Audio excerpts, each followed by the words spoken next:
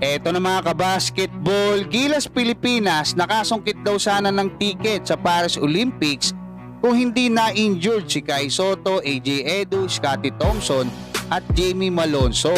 Strong group makakalaban yung mga kupunan mula sa US, Australia, Japan, China at marami pang iba. At performance ni Kai Sotto sa nakaraang FIBA OQT, sapat na ba para makakuha siya ng kontrata dyan nga sa NBA? Pero bago yan, huwag kalimutan mag-like at mag-subscribe bilang pagsuporta. Dito nga sa naging post ni Dadin Quinito Henson ay hindi nga nito naitago yung kanyang panghihinayang dito nga sa naging magandang panimula ng ating Gilas Pilipinas dyan nga sa FIBA OQT kung saan tinalo nga natin yung Latvia at nagawa nating makadikit doon sa Georgia para hindi tayo malaglag dyan nga sa quarterfinals, no? Pero pagdating ng semis, tinalo tayo ng Brazil. Pero sinasabi niya na kung naglaro lang sana si Kai Sotto, si Scottie Thompson, si Jamie Malonzo at AJ Edu, kung hindi sila injured, paniguradong tatalunin natin yung Brazil sa kayang Latvia.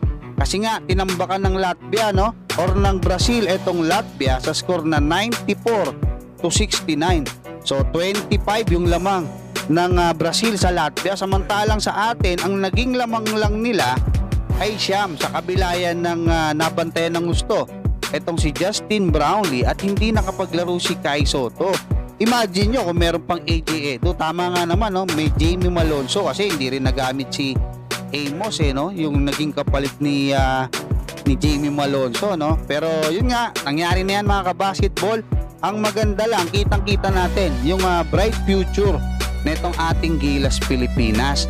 Patungkol naman dito nga sa naging performance nitong ating pambatong si Kai Sotto dito nga sa FIBA OQT, sinilip ko yung mga top centers netong FIBA OQT mga kabasketball dyan sa Latvia at pumang-apat nga itong ating pambatong si Kai Sotto at Junmar Fajardo naman sa ikalima. So tatlong NBA player yung nandyan sa unahan, no? Si Marko Simonovic, alam ko naglaro yun si Chicago.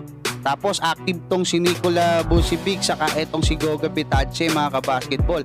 Pero pag pinag-aralan nyo, no, 22 points si Kai. Pero yung pangalawang laro niya dyan, como na injured na nga siya, 4 na puntos lang. 18 points siya nung una kontra nga doon sa Latvia. So pagka tiningnan mo kung hindi siya na injured, kung halimbawa i-score din siya ng 18, 36, siya yung magna number 1 dyan.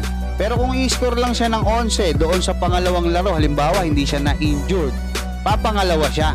So kung sapat na, hindi natin alam. Malalaman natin mga kabasketball. Patungkol naman doon sa NBA Summer League mga kabasketball, napakarami pang bakante na mga kupunan dito nga sa inilabas ng Clutch Points, yung tracker nila, no, ng roster para nga dyan sa NBA Summer League. Yung Boston Celtics, 3 pa lang. Denver Nuggets, konti pa lang. Houston Rockets, konti pa lang din. LA Clippers, ganun din. Memphis, may imbitasyon si Kai Sotto rito, no? Kulang pa rin mga kabasketball. Milwaukee Bucks, may imbitasyon din si Kai dyan. Kulang pa rin sila. Ano pa ba yung mga kulang? New Orleans, New York. Marami pa mga kabasketball. Phoenix Suns, Washington Wizards.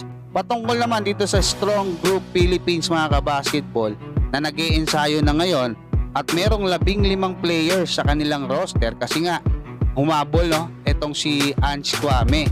Ngayon mga kabasketball, ang laban nila July 13, hindi ko lang sigurado yung oras, pero ang makakalaban nila UAE.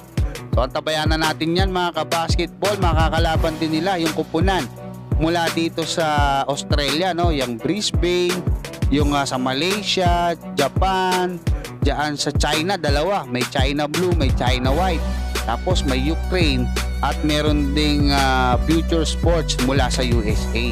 Hanggang dyan mga kabasketball, maraming salamat at God bless sa inyong lahat.